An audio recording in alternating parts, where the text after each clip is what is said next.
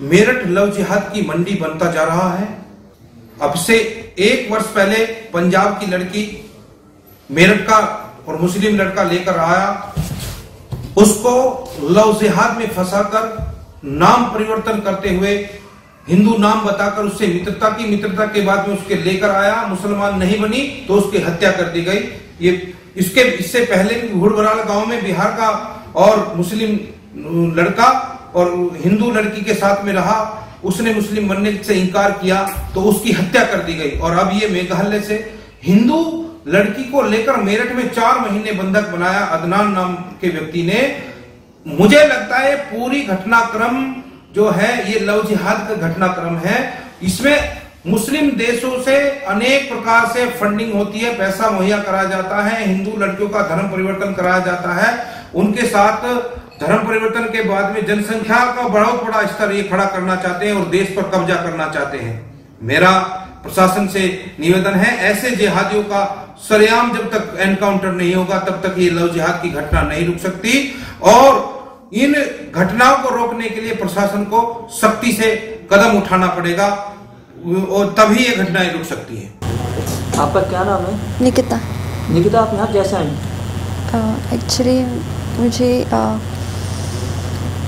मैं यहाँ में दिल्ली पर जॉब करने के लिए आई थी मेरी मौसी के साथ जी। तो फिर मैं यहाँ में आई थी एंड फॉर 2 मंथ्स में मेरा और अदनान के साथ में जॉब करते हैं। तो फिर वहाँ से हमारा दोस्ती शुरू हुई है एंड देन फिर उसने मुझे वहाँ से निकलने के लिए कहा है लॉकडाउन के बीच में। तो फिर उसने गाली दिया मुझे एंड देन आफ्टर दैट उसने मुझसे ये कहा है कि अगर वहाँ से नहीं निकलूँगी तो उसने वो ब्लैकमेल किया मुझे। किस तरीके से ब्लैकमेल करता था? Like he said that he will kill my aunt and me as well। तो फिर मैं वहाँ से निकली, मुझे लगा कि अगर मैं निकल जाऊँगी वहाँ से then he won't do anything with my aunt neither with me।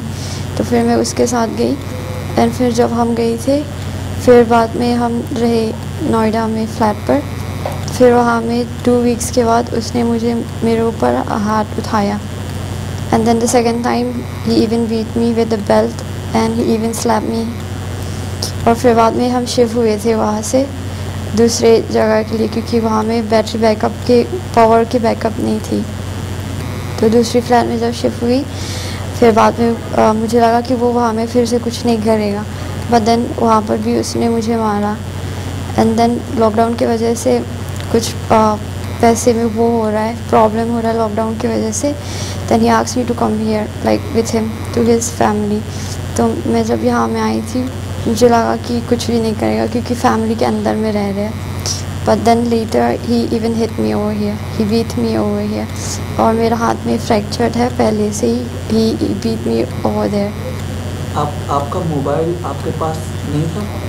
मेरा मोबाइल उसने फर्स्ट फ्लैट में जहाँ में हम हैं उसने मेरा मोबाइल वहाँ में तोड़ दिया है। तो किस तरीके से आपने अपनी फैमिली से कांटेक्ट किया, क्या रहा? मेरा वर्क फ्रॉम होम चलता है जब मैं यहाँ में आई हूँ तो फिर उसकी अम्मी का जो फ़ोन होता है उसने मुझे वो दिया एंड देन मैं छुप के मैं मम्मी से बात करती हूँ and he will say that you will not talk to your mother, you will not communicate with your mother any how.